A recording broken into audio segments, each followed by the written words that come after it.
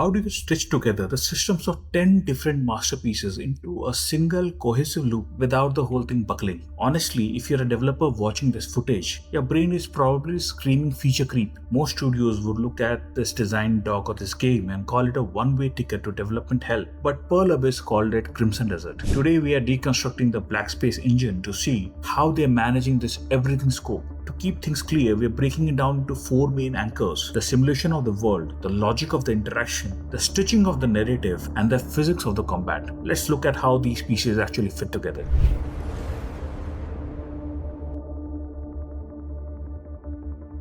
Let's start with the world simulation. We know GTA 5 is the king of global event triggers. That feeling that the AI can spin out of control and create a story you didn't plan for. But to make that work in a fantasy setting, you need the grounding of RDR2. For the newer devs, think of the NPC state machines here like a flowchart of a person's brain. Instead of the devs writing a specific script for every person, they give them rules. For example, if it rains, the flowchart points to seek cover. If you draw a sword, the flowchart points to panic. It's a simulation that treats the world as a living thing, not just a decorative backdrop.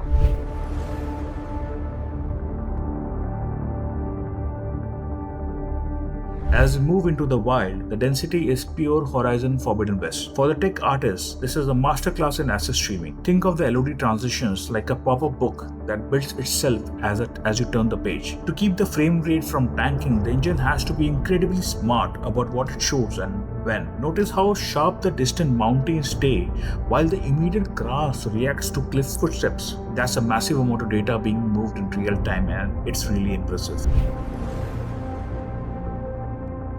There's the Zelda factor. Tears of Kingdom gave us a chemical engine where fire, wind, and physics interact in a way that just makes sense. Crimson Desert is chasing that same freedom. In dev terms, we are looking at an interaction matrix. Picture it like a giant game of rock, paper, scissors that every object in the world is playing at once. For example, fire beats wood, but water beats fire. It's a nightmare to bug test, honestly, because players will always find a way to break your physics. But when it works, it creates those "I can't believe I just did that" moments in the game that makes a game feel like a playground of systems rather than just a set of rules.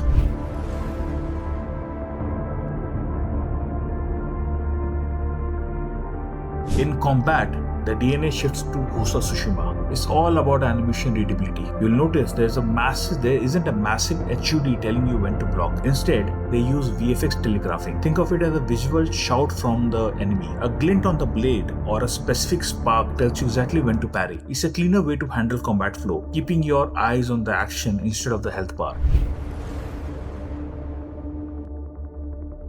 The Witcher 3 sets the bar for narrative. But the technical feat here is the narrative stitching. We've all seen games where a cutscene ends and the character pops into a new spot. Here, the transitions are buttery smooth. The devs are using the gameplay camera for the story beats. It's like immersion glue. It keeps the player's brain in active mode even during dialogue. It's a subtle trick, but it's also, it keeps the brain engaged and, players engaged for 50 hours without them feeling like they're watching a movie.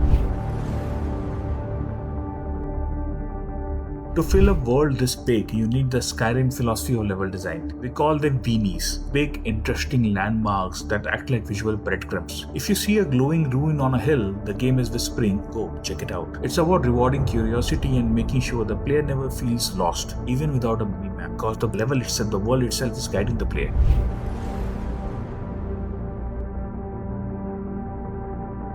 Finally, let's talk about the weight of the combat. It feels very Dragon Dogmas or Elden Ring. It's heavy and it's physical. To get that feeling, the devs use hit stop and inverse kinematics. When Cliff's sword connects, the animation pauses for a fraction of a second. That's hit stop. It tells your brain that the hit is landed. And when he's climbing the boss, his feet are actually planting on the monster's back thanks to IK. These bosses aren't just hitboxes. They are moving pieces of terrain. It makes every victory feel earned. So is Crimson Desert actually the everything game? It's a high stakes bet, no doubt. The risk of such a game is that the pieces don't always fit together, that it becomes a jack of all trade, master of none. But at the end of the day, this isn't just a tech demo. It's a massive experiment in system integration. And based on the reception being received by Crimson Desert, Pearl Abyss has managed to pull this off. It has the potential to be a blueprint for the next decade of AAA design. What do you think? Can it be? Let me know in the comments. And if you're a fellow dev, hit subscribe. We have got more deep dives coming in. I'll see you soon. Take care.